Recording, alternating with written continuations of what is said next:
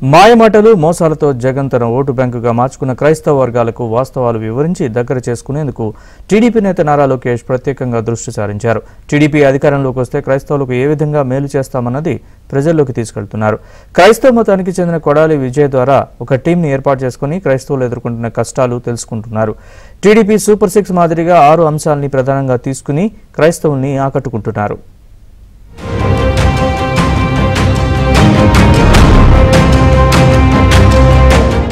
ఆంధ్రప్రదేశ్ లో క్రైస్తవ సమాజంపై టీడీపీ నిబద్ధత కలిగి ఉందని, వారి మేలు కోసమే ఎప్పుడు పనిచేస్తామనే విషయాన్ని క్షేత్రస్థాయిలోకి తీసుకువెళ్లేందుకు టీడీపీ రాష్ట్ర వ్యాప్తంగా క్రైస్తవ సమావేశాలు అంతర్గతంగా ఏర్పాటు చేస్తూ క్రైస్తవుల పట్ల తమ విధి విధానాలను సమావేశాల ద్వారా తెలియజేస్తున్నారు. ప్రధానంగా వైసీపీ అధికారంలోకి రాకముందు క్రైస్తవులకు ఆచరణ సాధ్యం కాని హామీలు ఇచ్చి వారిని నమ్మించి ఓట్లు కొల్లగొట్టారు. అధికారంలోకి వచ్చిన తర్వాత వైసీపీ సర్కార్ దళితుల మీదే ఎక్కువగా దాడులకు తెగబట్టడం, వారిని హతమార్చడం లాంటి ఘటనలు చోటు చేసుకున్నాయి. ఈ విషయాలను జిల్లాల వారీగా డేటాను సేకరించి క్షేత్రస్థాయిలో ప్రజల్లోకి తీసుకువెళుతున్నారు. గత 5 ఏళ్లుగా క్రైస్తవులు దళితులు ఏ విధంగా నష్టపోయారనే విషయాన్ని విస్తృతంగా ప్రచారం చేస్తున్నారు. క్రైస్తవుల అభ్యున్నతి కోసం సూపర్ 6 పేరుతో 6 అంశాలను ప్రామాణికంగా తీసుకుని వారి కోసం నిర్దేశించారు.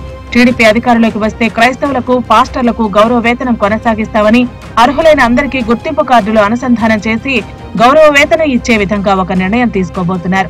దామాషా పద్ధతిలో చర్చీలు, కమ్యూనిటీ హాల్స్ నిర్మాణాల కోసం తమ ప్రభుత్వం పూర్తిగా మద్దతు కొనసాగించబోతుందన్నారు. అవసరం ఉన్న చోట థియోలాజికల్ కాలేజీలకు ప్రభుత్వం సహాయ సహకారాలతో పాటు మండల స్థాయి నుంచి పంచాయతీ స్థాయి వరకు మౌలిక సదుపాయాలతో అందరికీ ఉపయోగించుకునే శ్మశాన వాటికల నిర్మాణం చేయాలని నిర్ణయించుకున్నారు. మైనార్టీ బోర్డు నుంచి క్రిస్టియన్ కార్పొరేషన్ వేరు చేసి క్రైస్తవుల్ని ఆర్థికంగా బలోపేతం చేసేందుకు కృషి చేయడం, పాస్టర్లకు ప్రత్యేక గుర్తింపు ఐడి కార్డులు, ఆరోగ్య బీమా లాంటి సౌకర్యాలు కూడా సూపర్ 6 లో పొందుపరిచామన్నారు.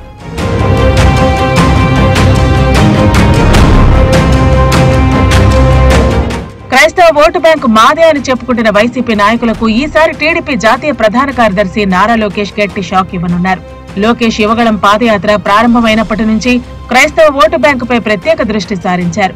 ఇందుకోసం ఒక ప్రత్యేక టీంను కొడాలి విజయ్ ఆధ్వర్యంలో ఏర్పాటు చేసి ఎప్పటికప్పుడు మానిటరింగ్ చేస్తూ ఒక బలమైన వ్యవస్థను లోకేష్ తయారు చేసుకున్నారు. రాష్ట్ర వ్యాప్తంగా ఉన్న పాస్టర్లతో అంతర్గత సమావేశాలు ఏర్పాటు చేసుకుంటూ వారి సమస్యలు తెలుసుకుంటూ తాము అధికారంలోకి వస్తే క్రైస్తవులకు ఏ విధంగా మేలు చేస్తామన్నది తెలియజేసే విధంగా ఒక కార్యాచరణను రూపొందించారు.